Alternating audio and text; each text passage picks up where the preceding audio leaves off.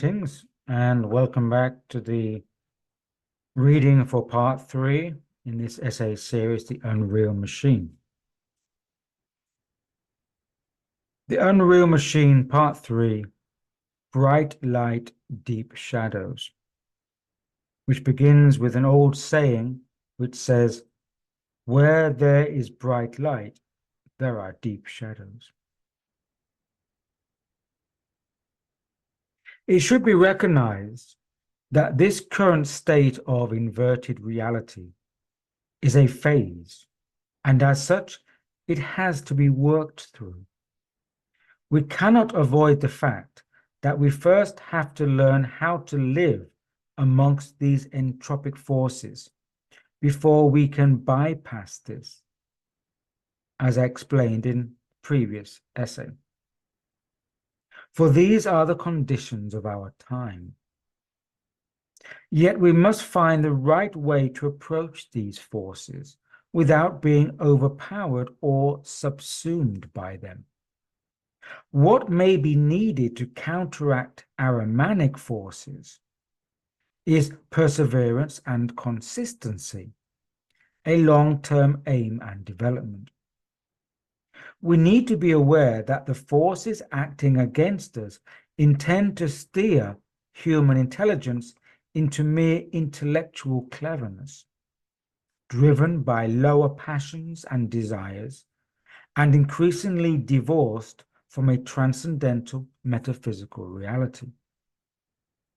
This is the ideal vehicle for entropic forces, a pure, dry, and mechanical intellect. And if this cannot be achieved successfully through current humanity, then it will be attempted through the machinic or robotic path of development.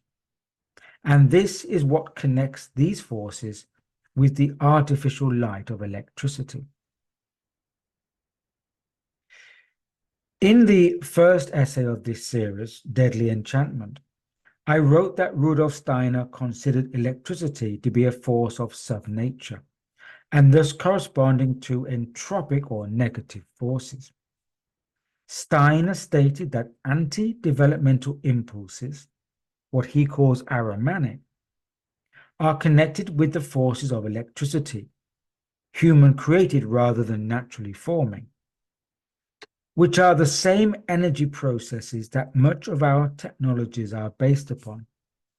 He stated that, quote, "We must be quite clear about this. In the days when there were no electric currents, when there were no electric wires buzzing in the air, it was easier to be human. In those days, these Ahrimanic forces were not there, constantly robbing us of our body even when we are awake.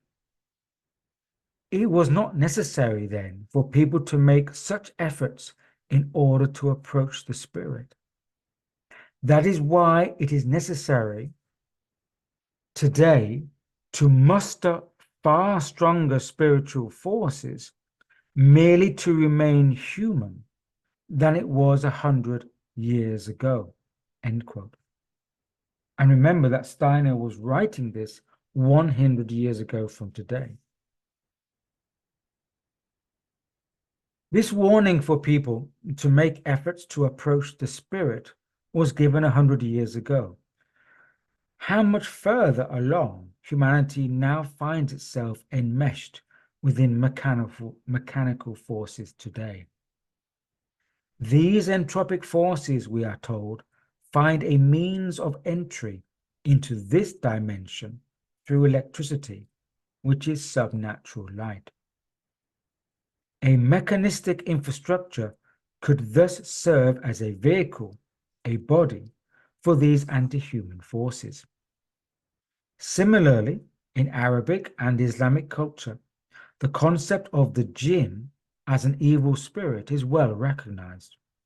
So much so that mention of the power and malevolence of the jinns is mentioned several times through the Islamic holy book, the Quran. In the history of jinns, they are often referred to as beings of smokeless fire, which in modern terms might easily equate with electrical beings. Such beings or forces, whether evil, Ahrimanic, or jinn, appear to have a binding towards a form of atomized technology, i.e., technology fueled by the motion of atoms. And this should give us a note of caution since modern life is fast becoming all electrified. A technical and technological civilization would prove to be an ideal realm for such entropic forces to have their dominion, and from where they would operate to counteract the developmental impulses of human evolvement. Again, stating Steiner on this matter, quote, "But in the age of technical science hitherto, the possibility of finding a true relationship to the Ahrimanic civilization has escaped man. He must find the strength, the inner force of knowledge, in order not to be overcome by Ahriman in this technical civilization. He must understand subnature for what it really is. This he can only do if he rises in spiritual knowledge, at least as far into extra-earthly supernature as he has descended, in technical science, into subnature. The age requires a knowledge transcending nature, because in its inner life, it must come to grips with a life content which has sunk far beneath nature, a life content whose influence is perilous." End quote. Steiner is compelling us to develop our understanding of spiritual matters so as not to fall prey to these sub-natural forces that have increased their presence within this technical phase of humanity's development. We may ask ourselves why these forces were so prevalent from the early 20th century onwards. Somewhat coincidentally or relatedly, Steiner indicated the year 1879 as the moment when certain negative forces were expulsed from their dimension and entered the sphere of Earth, our current inverted reality. If we take a closer look at the year of 1879, we also find that Thomas Edison, who invented electric power generation, filed his patent for the electric lamp on November the 4th, 1879, US patent 223,898, and which was granted on January the 27th, 1880. Edison had made the first public demonstration of his incandescent light bulb on December the 31st, 1879, in Menlo Park. And artificial light, Steiner says, carries the negative impulse of the Ahrimanic entropic forces.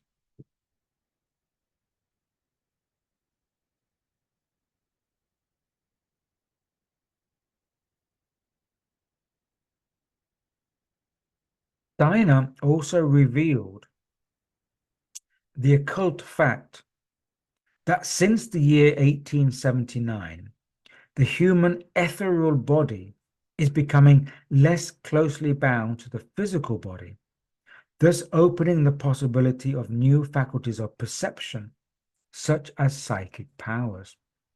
However, this capacity and potential is being blocked by counteracting forces, especially through the use of fear and insecurity. Within the current state of the inversion, it appears that there are negative forces attempting to infiltrate the human body at the same time that they are seeking to find expression through the machinic ecosystem. Furthermore, there is some speculation that increased materialism in physical life hardens the ethereal body so that it does not dissolve after death, but remains near the earth for a longer time. This ethereal body could serve as a vehicle or host for such Ahrimanic forces, so that these soulless sheaths remain permanently tied to the earthly dimension and cannot move on. That is, entities can find bodies or a home for them to remain an influence over this dimension. This situation could be mirrored upon the earth through transhumanism if physical bodies are disallowed to die completely, thus providing a host for these entities directly within the physical material realm. It appears that an artificial world or realm is in development, i.e., our current world is being terraformed to accommodate such forces that are less amenable to a carbon organic environment. It certainly causes a pause for reflection.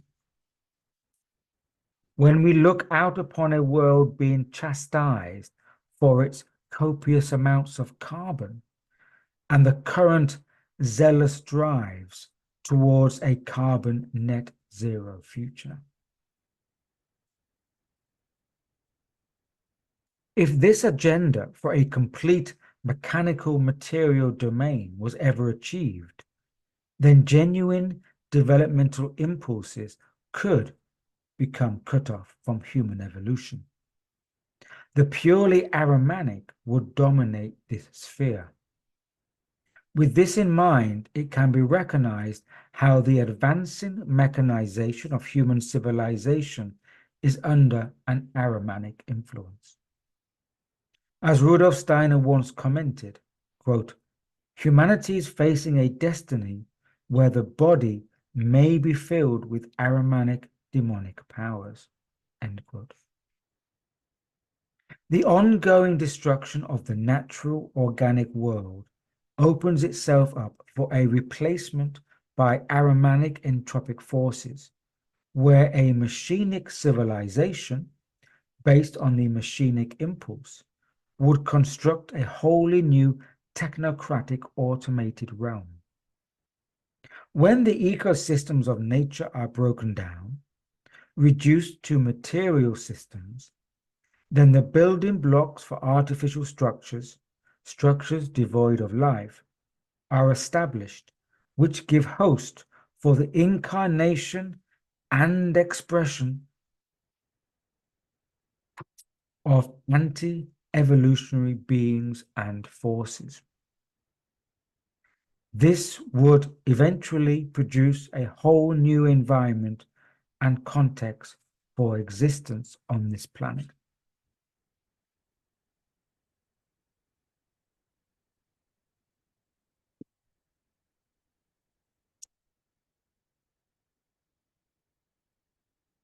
The present times are hyper-materialistic and heavily intellect dominant. This creates an enslavement of human thinking, where free speech, human imagination, and intuition is highly controlled and subjected to monitoring, management, and technocratic administration. If this continues, then it is likely to lead to a state where the human species, unknowing to itself, will have lost the ability for true, genuine thinking. The inner world will have become diminished, and any spiritual developmental impulses are overridden by material forces.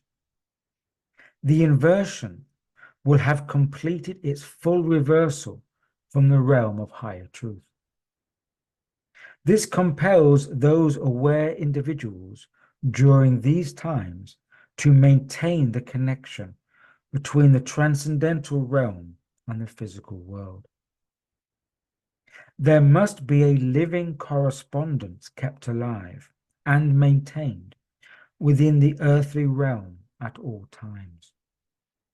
This is the lifeline that allows for the developmental forces to operate within the physical sphere by acting through materiality itself. The only way to move through these times is by humanity confronting the entropic forces whilst being in the world, by overcoming and transforming them. The times are near at hand where human beings will once again have access to psychic abilities, such as clairvoyance, that was once a part of their natural inheritance. It will again come about as part of humanity's natural development. Yet the Ahrimanic forces are working to divert this by pushing humanity further into deep materialism. The signs of this will be a rise in intellectual pseudo-thinking, falsity, pseudo-truths, and the loss of discernment. The pervasiveness of entropic forces will work towards blocking humankind's evolvement and to steer this into a route of evolutionary stagnation. Human intelligence will be appropriated, taken away, and placed into automated systems so that the muscles of human thought and imagination will atrophy over time. Without the vital forces of the human spirit, the mechanical impulse will remain immoral and unethical. It will continue to function, yet without being. Without an interpenetration of the mechanical by the vital forces of spirit into matter, then future development in this domain is likely to stagnate. It is the responsibility of those aware individuals today to make sure that this stagnation does not occur. Instead, an alchemical operation of grand proportions must take place. The infiltration and penetration of entropic forces in this reality does not necessarily have to be a negative event. Forces are corrective upon both sides. As there is a push, so there is a pull. And the pull can come from within the individual. If we recognize that the intervention of entropic forces in human life are a necessary trigger for developing our own free will and conscious evolvement, then we can utilize these events to our advantage. It is through resistance to the counterforces against evolvement where humanity finds its strength for freedom. The question is whether we can meet these challenges in the right way. And this question I shall explore in my next essay. For now, friends, stay well, stay healthy, stay grounded. Be well until next time. Cheers.